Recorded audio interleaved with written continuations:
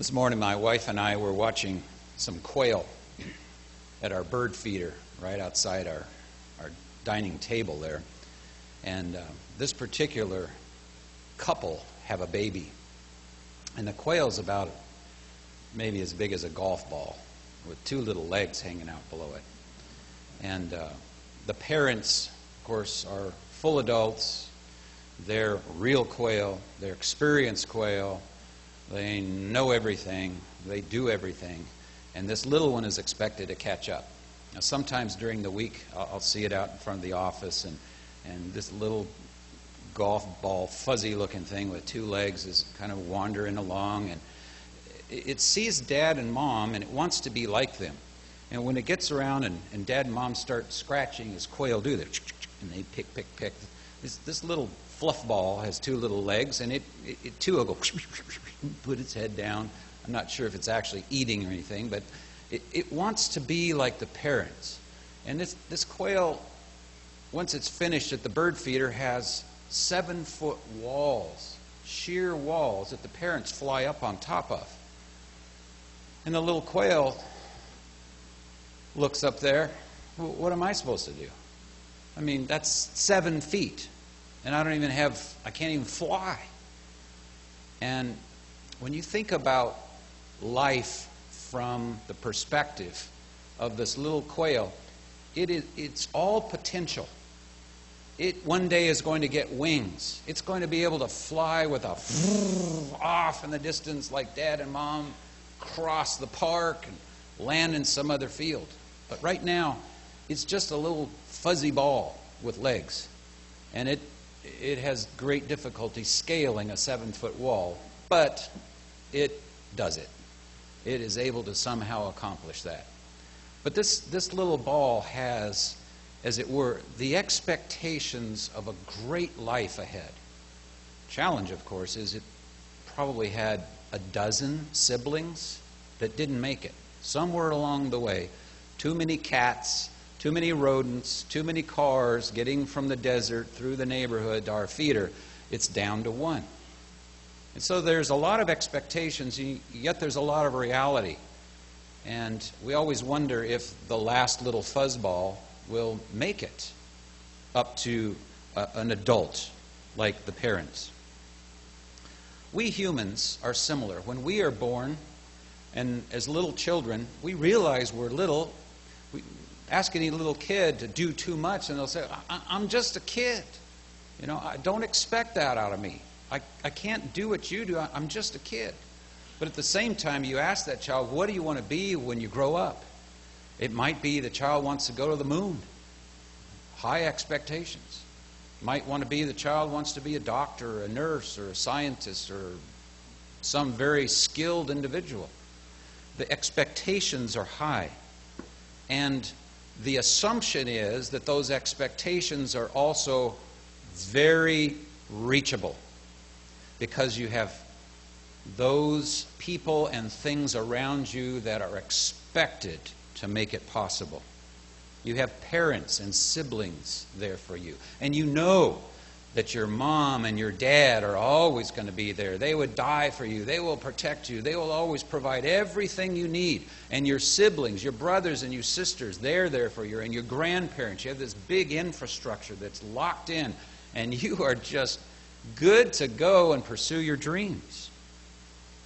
Beyond that, as you reach out, you have friends. And you get into school and you develop friendships. And at church, you develop friendships. And as a child growing up, and as we develop more into the church, we have an expectation from those friends, from those confidants, those individuals we share things with. Sometimes friendships can be stronger even with non-family members than blood family members. And we just are so encouraged and inspired and welded and confident and assured by those things. When a child goes to school, the teachers, the whole big school complex, its educational facilities, its laboratories, its systems and business and rooms and buildings, and behind that are taller buildings of college and graduate schools and industry of various type. And you say, oh, look at this. That is there for me. And it's there to sustain me. We have neighborhoods. No matter what country or town or city you live in, there's a neighborhood in which you begin to have expectations and rely upon for basic needs, for infrastructure in your life. Your country has things like military and police and various other utilities that come in through pipes and wires. And we are comforted and we are reassured by these things.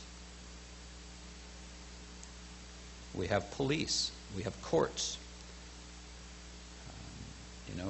There's law and there's order. Sometimes we have to go in for what's called to appear for jury duty.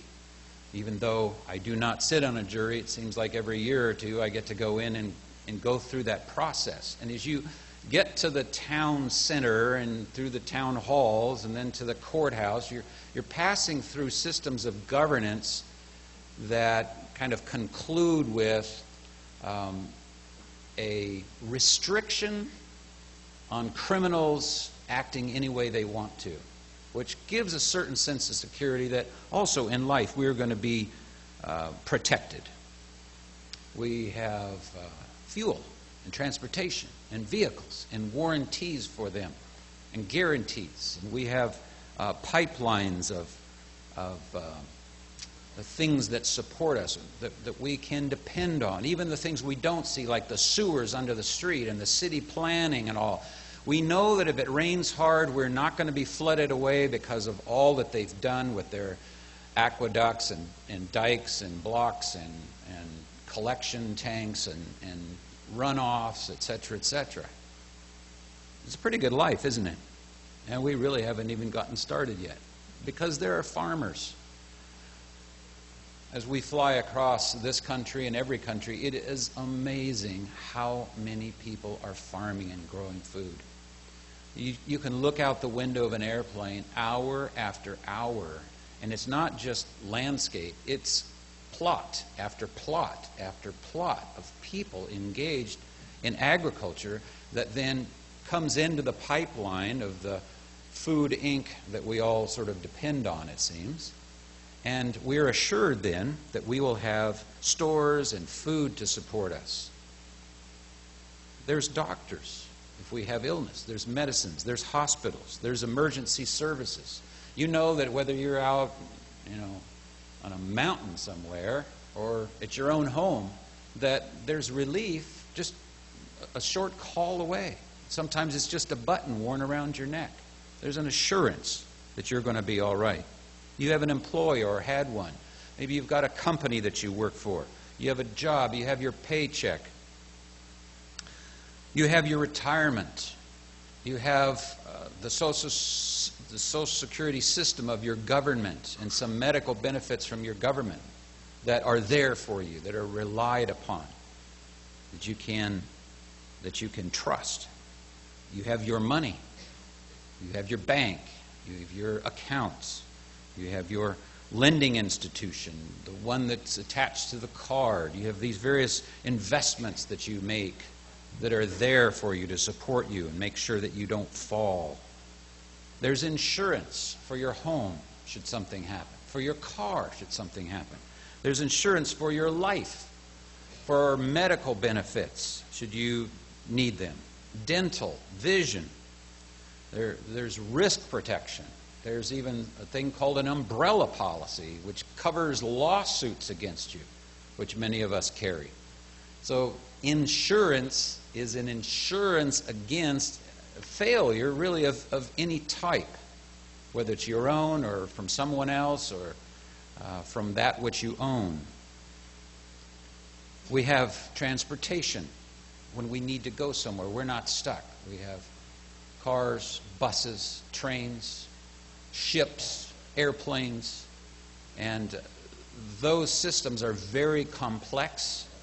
They are often in somehow with enough volume for the public that they are affordable.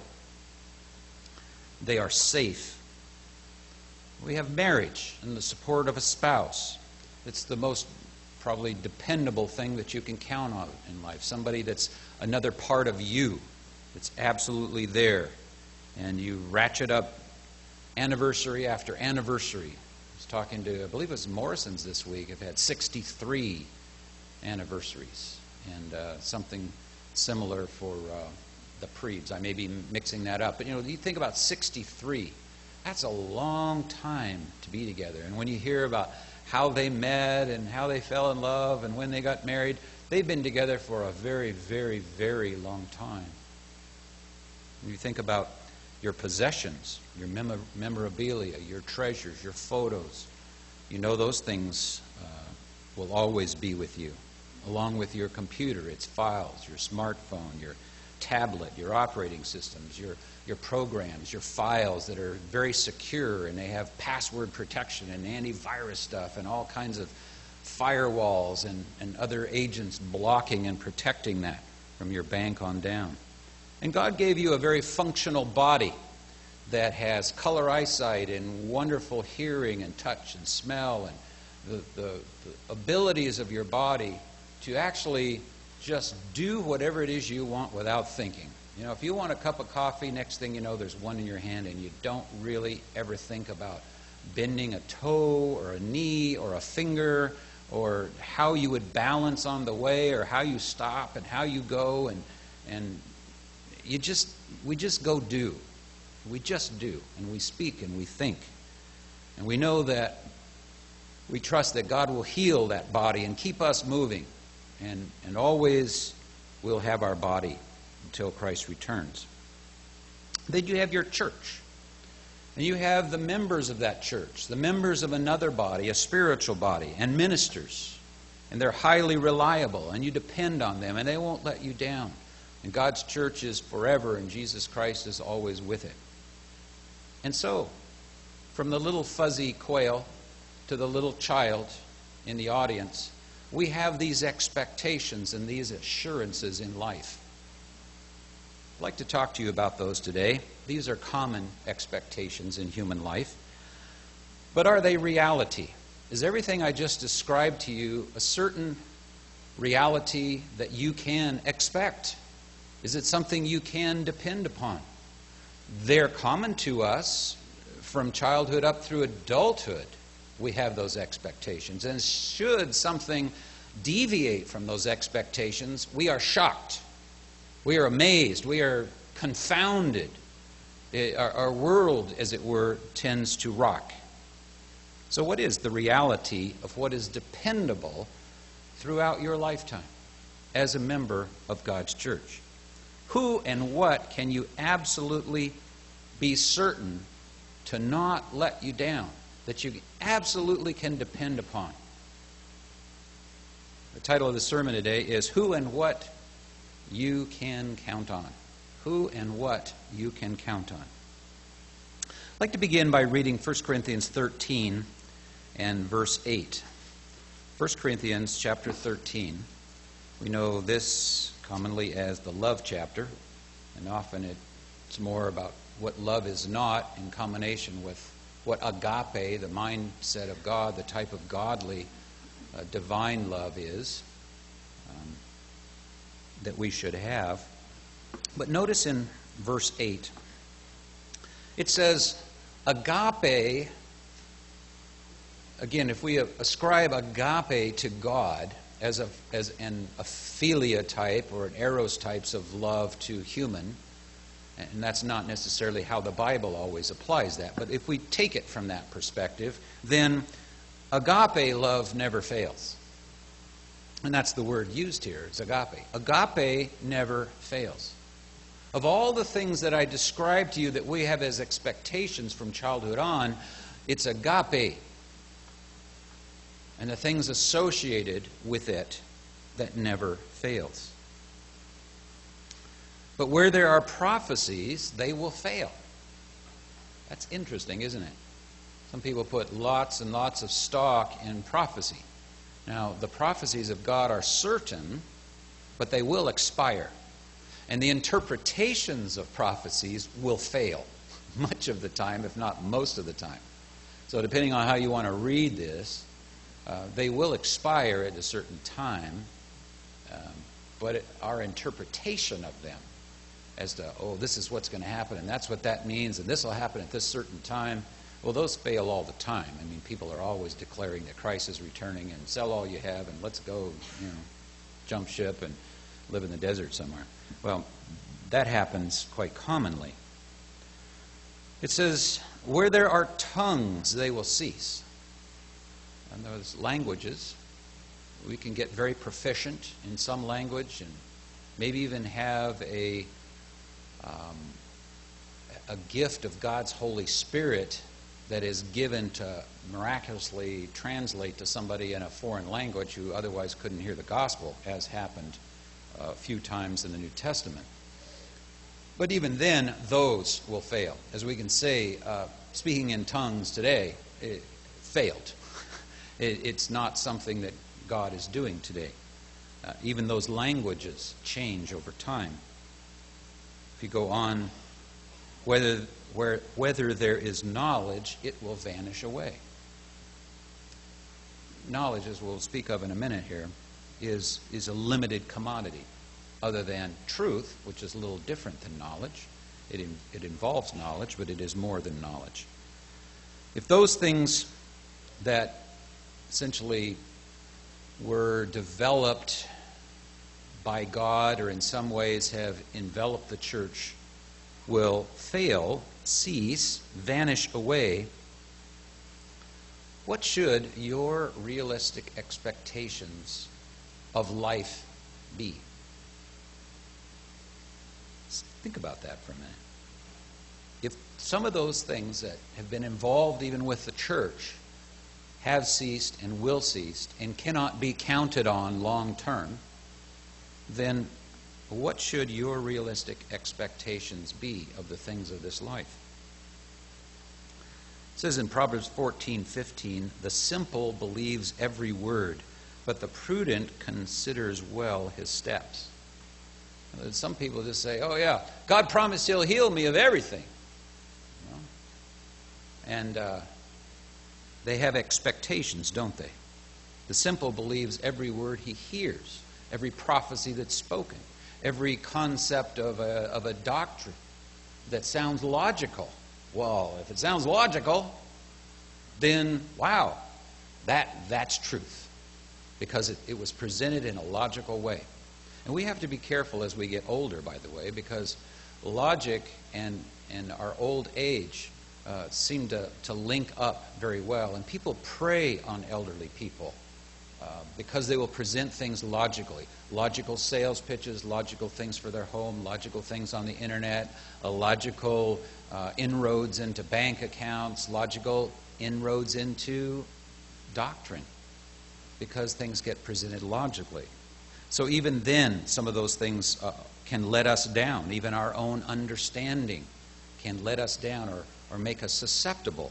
As Jesus warned so many times that there will be false teachings that come along. And those false teachings are going to sound very good.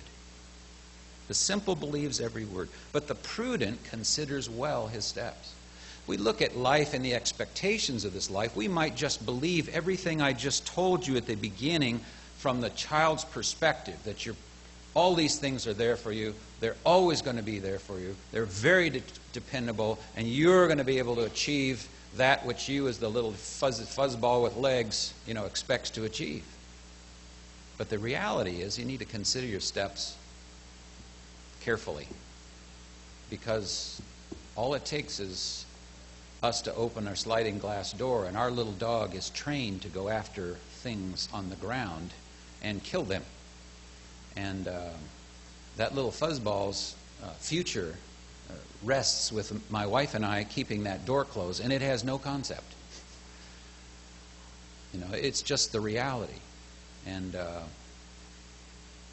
you and I have to consider very well our steps. Let's look at, first of all, parents and siblings are there for you. In reality, parents, by and large, are not there for their children. Down through time, that has not been the case. The parents have not been there for their children.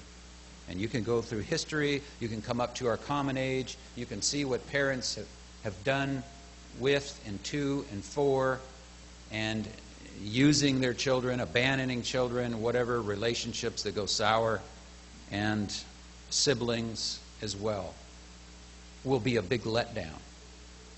If you just look at the number of divorces, let alone the number of families that never even had parents to begin with, the number of children who never had parents to begin with, there's a big letdown right there.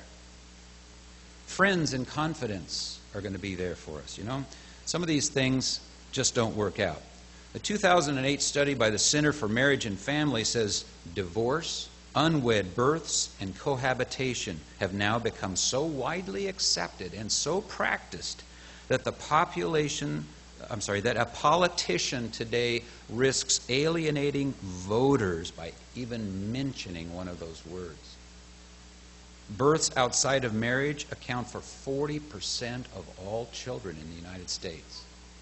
So where's this notion about parents? 40% never started with parents. Secular individualism is a growing value set which consists of the gradual abandonment of religious attendance and beliefs, replaced by a strong leaning toward being preoccupied with personal autonomy and self-fulfillment and the tolerance of diverse lifestyles. It becomes about me and a tolerance of lifestyles that are anti-family, anti-siblings, anti-parents, anti-children. The greater the dominance of secular individualism in a culture, the more fragmented the families. As America continues to move in this cultural direction, the family can be expected to continue to weaken. You know, that's a pillar of a child's assurance that his expectations will be met. When we think about friends beyond the family that are there for us, well, as we all know, moving, especially in Western culture, is quite common. Job transfers, marriage takes people, unites them with other relatives in other areas. There are choices, even among people who remain in the same area that were friends. There are beliefs that alter, that tend to break apart the strength of those relationships. Well, at least you have teachers and a school that educates you. You know, the teachers are wonderful, and they provide a wonderful service to children. And sometimes a teacher can be the child's anchor in life, a role model in life, and one that the child can really trust. And yet, within the context of education, there is a lot of false education that we learn today, and also temporary education, to where the teaching, not the teachers, but the teaching that we receive doesn't always sustain us very long, when the education needed by today's college graduates wasn't taught them in their freshman year, because knowledge is changing faster than 4 years. It's down to sometimes 2 years. So by the time they graduate in a 4-year program, they're already outdated. How many of us went through some higher math that required slide rules? A slide rule probably can't be found today, let alone relied upon. Things change. Much of the education that we got has altered over time to where some of the archaeology, even some of the history, some of the other fundamentals of engineering has been so upgraded and so changed over time. And medicine, biology, these things change to the point where that education doesn't necessarily sustain us to achieve that which we set out for in the beginning. Academia.org states that higher education may never be more irrelevant than when it tries hard to be relevant. It's an interesting statement. Higher education today has a high component of irrelevancy, especially in its philosophical content. The point is not to put down higher education, but to look at it in some ways as something that cannot be fully depended on. The expectations for it have to therefore be limited. You know, the neighborhood, the town, the country, the infrastructure, the laws. We see these things changing so rapidly where it's almost as if the country's governmental systems that were there to protect us are now agents of exposing us to greater risk and turning around and depending upon our pocketbooks to fund their economic problems. It's almost as if they've become a risk to us rather than an asset in many, many cases. You know, the police, the courts, the legal system that's to defend and protect, it says, often has become a system of expediency whereby they are looking for ways to accomplish what they want to see accomplished rather than for pure justice.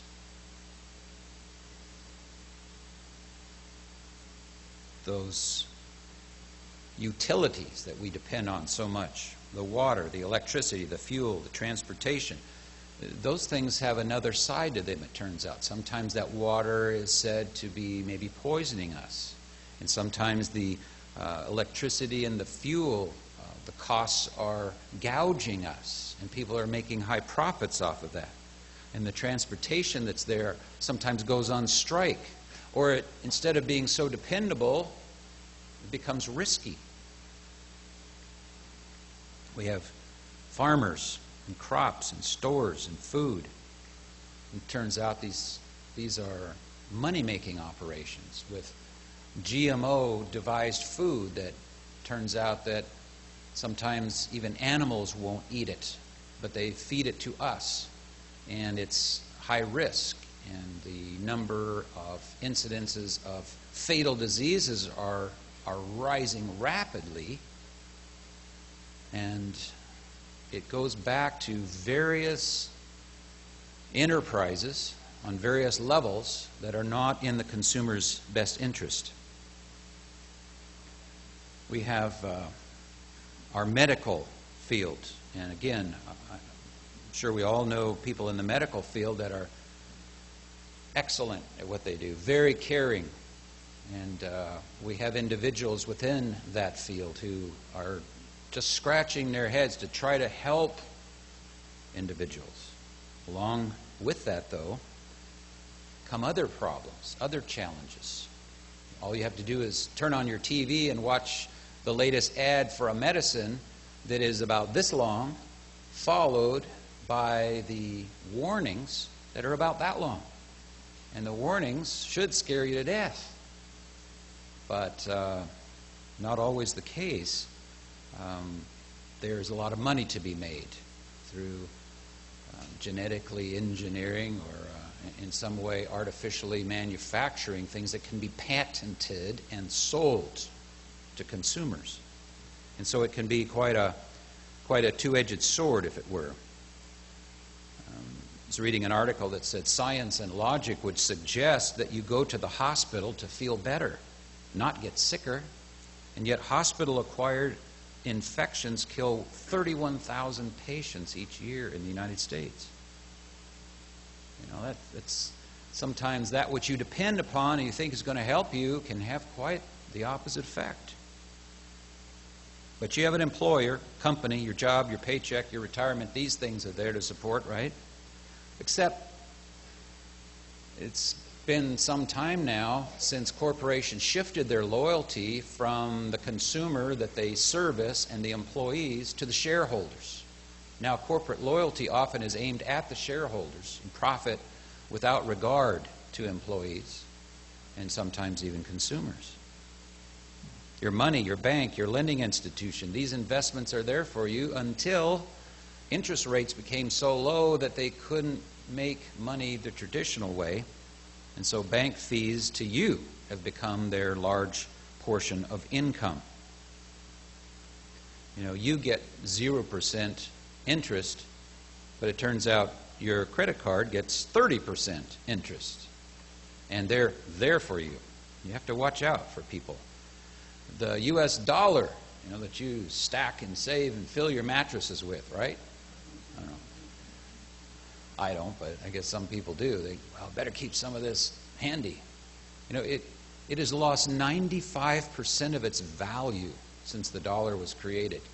And now we're dealing with the last 5%.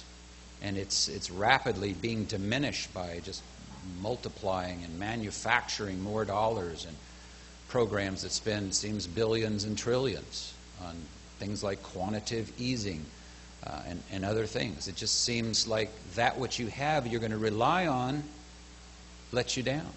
I remember when I first started work in the field ministry, there was a minister up in Canada, who was just retiring from his job. He wasn't full-time in the church, or hadn't been full-time in the church. And he had saved the magic $100,000 for which he would live the rest of his life on the interest from. Imagine having $100,000. My salary back then, I'll share it with you, was $6,500 a year. And that sounded like a lot of money. $100,000. You could live off the interest. That'd be like $15,000 a year, twice my salary. Well, yeah. And what has that man's savings and retirement brought him today? What interest do you get off $100,000 that you could live on today? You get $2,000, 2% interest. You couldn't live on it. You just couldn't. It becomes almost worthless. A millionaire today is not like a millionaire used to be. Now you got to be a billionaire to be, somebody important.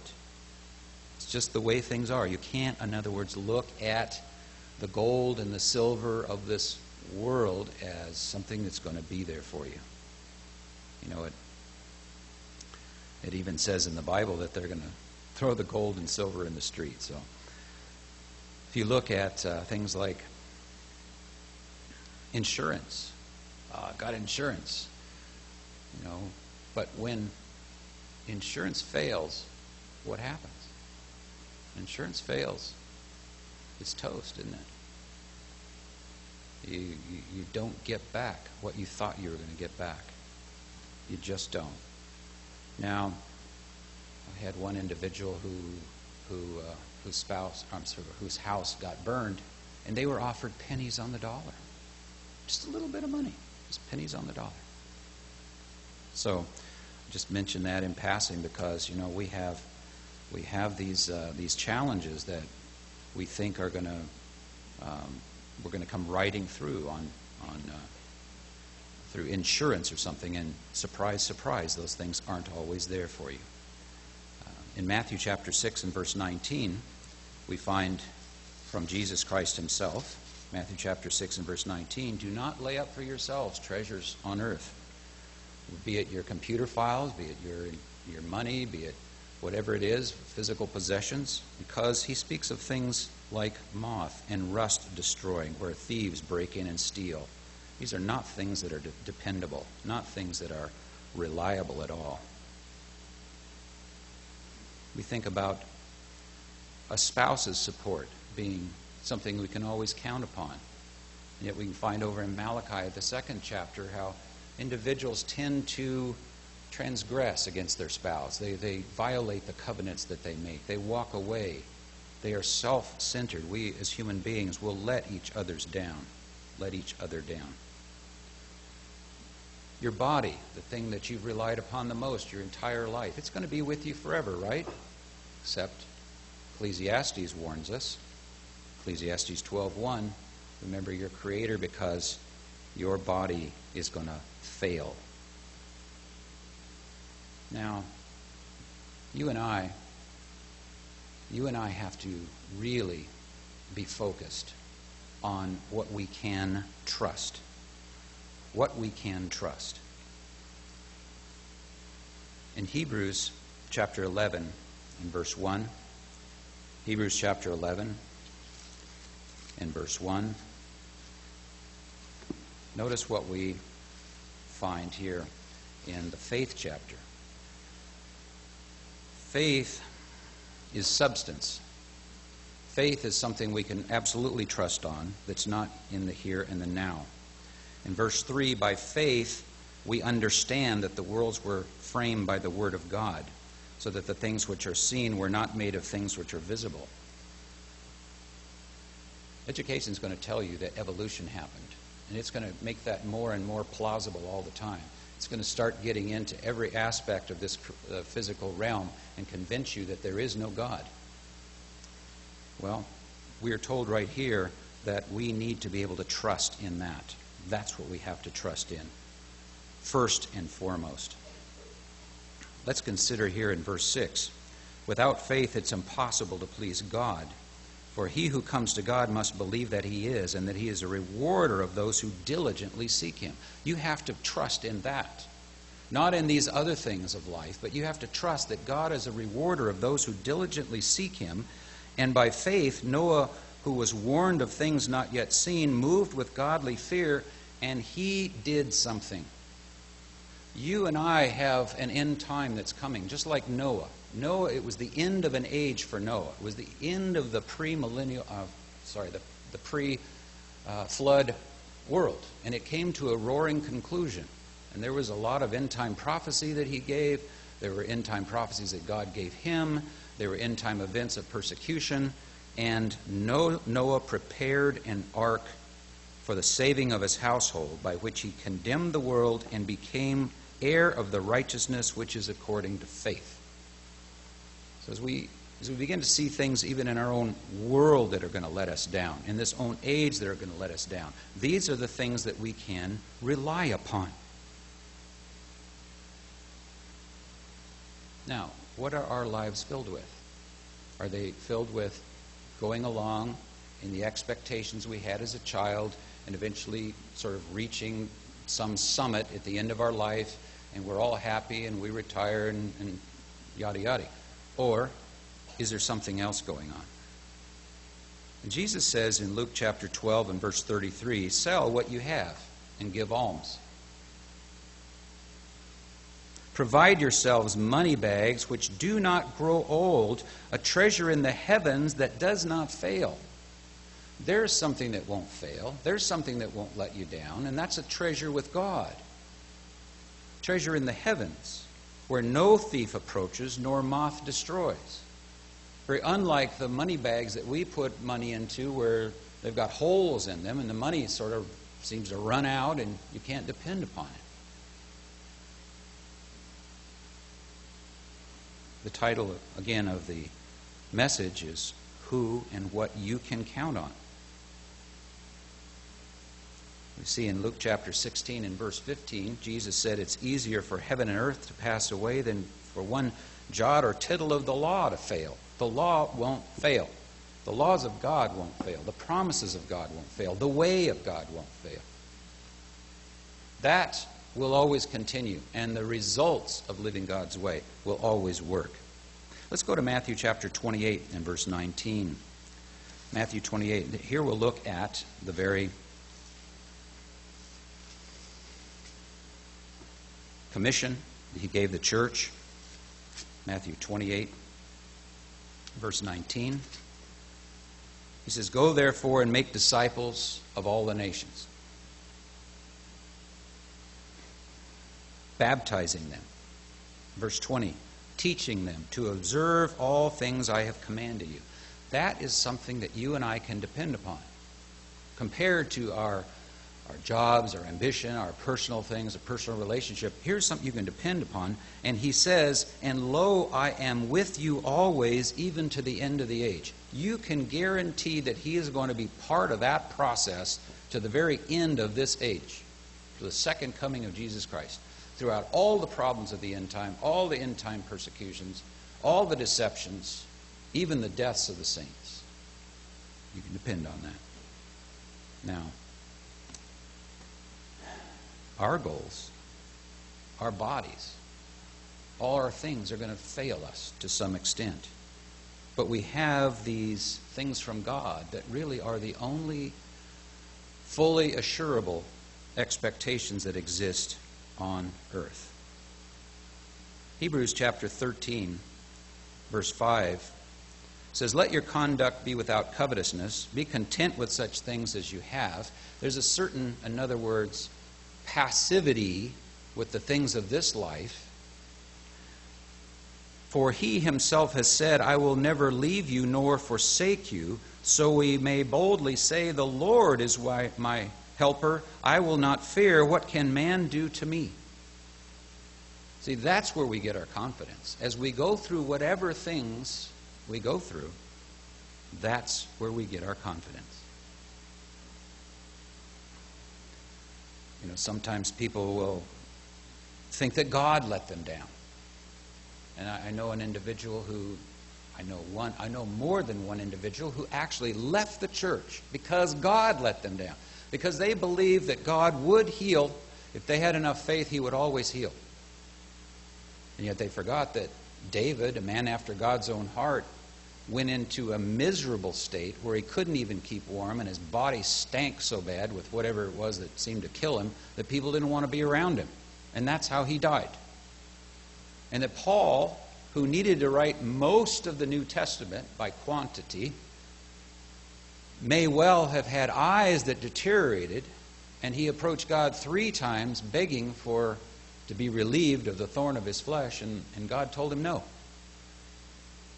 And yet David still was a man after God's own heart, and Paul still wrote most quantitatively of the New Testament. It was still accomplished. But people have actually said, I can't believe in a God that let my child die, my spouse die, me die, or whatever, when I had such high expectations. It is what God actually says that we should have absolute faith in, not in something that we kind of extrapolate from what God says. Our lives are kind of like a brief fog that are going to burn off once the sun gets hot. You know, fog is around, it seems real thick, and then the sun comes up and it sits there, and all of a sudden the fog goes away. That's how our lives are. It looks like it's semi-permanent. But God offers us something permanent. In Titus chapter 1 and verse 2, the hope of eternal life is what God offers us. Now you and I need to be hoping for that, not personal success, not some kind of life that's charmed, high expectations, not soaring with the quail as being our ultimate, but rather eternal life as a spirit being in the kingdom of God. Titus 1:2, God who cannot lie promised before time began. How much do you rely upon that? How much energy do you put into that in your daily life? How much absolute surety do you have? How high are the expectations for that? You know, all too often I hear people say, well, I don't know if I'm going to be in the kingdom or not. Wait a minute. But they're real confident about this life and what they're doing. They just, because they're successful in this life, not sure if they're going to be in the kingdom. Well, this life and everything about this life is going to fail. It's going to let you down. And that one that we're not really building upon is the one that's going to survive and endure forever.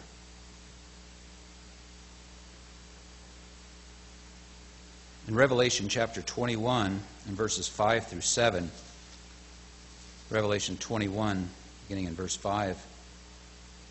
Then he who sat on the throne said, Behold, I make all things new. And he said to me, Write, for these words are true and faithful. Think about this. God here says, these words are true and faithful. I'm going to make all things new.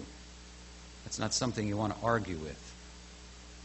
Verse 6, he said to me, I am the Alpha and the Omega, the beginning and the end. I will give of the fountain of water of life freely to him who thirsts. So we should be thirsting if we want that eternal life. Verse 7, he who overcomes shall inherit all things, and I will be his God, and he shall be my son. Therefore we should be overcoming. In verse 9, then one of the 7 angels said, Come and I will show you the bride, the Lamb's wife. So we see that ultimately from the church, from among the church, will come the first fruits who comprise this bride. And we can be absolutely certain, just as John in a vision says, "Come, let me show you the bride. And let me show you New Jerusalem. Let me show you the certainty of the future." So in conclusion, in some way, everything associated with your life is going to let you down. Not just some things, everything. And if you have a good, solid family life, it will let you down too, because nobody lives forever. And at some point, parents will go, grandparents will go. At some point, you will go. And what will remain are the things associated with agape.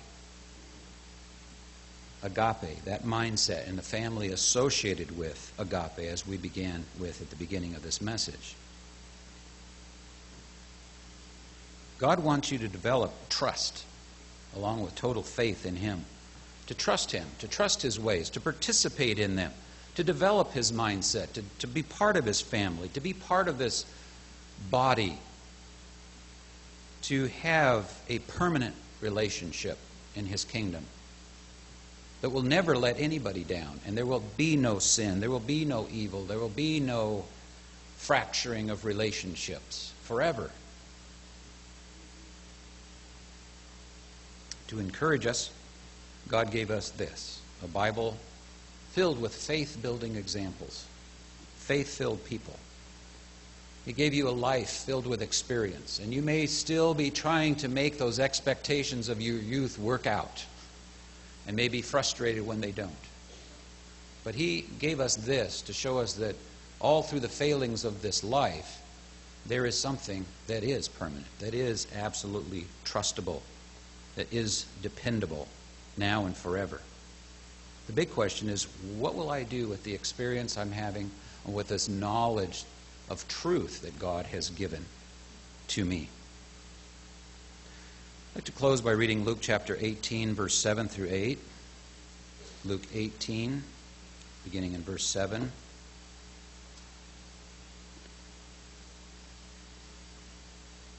Jesus said, "Shall God not avenge His own elect who cry out day and night to Him, though He bears long with them?" Now, if you're an elect of God, wouldn't you assume and have expectations that everything's going to be perfect and pretty smooth? Your life's ambition will sort of have God's blessing behind it and it'll work out. Then why are they crying out day and night to God? And why is He bearing long with them? That's really not the question from God's side. Here's the question from God's side. Verse 8, second sentence. "Nevertheless, when the Son of Man comes, will He really find faith on the earth?" You know, we can be about, "Oh, this isn't working out. God, save me from this. Help me from this. Help me with this. Help me with my moths. Help me with my rust. Help me with the things that are getting stolen down here, the things that are failing, and the things that will ultimately be burned up." God's saying, when I come, is there really going to be faith? Is there really going to be trust, participation, full participation in the things that matter?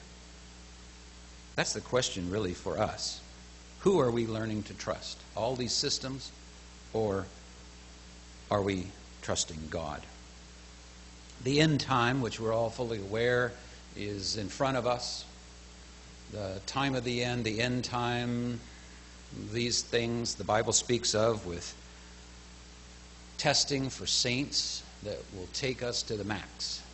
And the max for some is pretty maximal.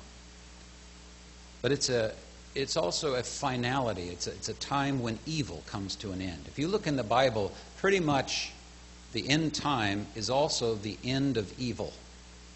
There's a breakout after the millennium for a short period of time. Then Satan will be done away with. But pretty much, as far as the greater content of life on earth, that's the end of evil. It's the beginning of righteousness on the earth for 1,000 years. We're coming up to the fall feast now, and these are celebrations of the righteous times ahead, the events that declare an absolute allegiance to what God is doing and what God will be doing. and removing Satan and establishing a government here and establishing a permanent spiritual family, and then raising the numbers of that family dramatically through the next 1,100 years. So as we celebrate the fall feasts, as we come into the time of the end, it really puts us in a situation of choosing. Who are we really going to be about, and what are we really going to be about? And who can we really trust, and what can we really trust? It's important in your life to predetermine now and every day who and what you will stake your life on, both now and forever.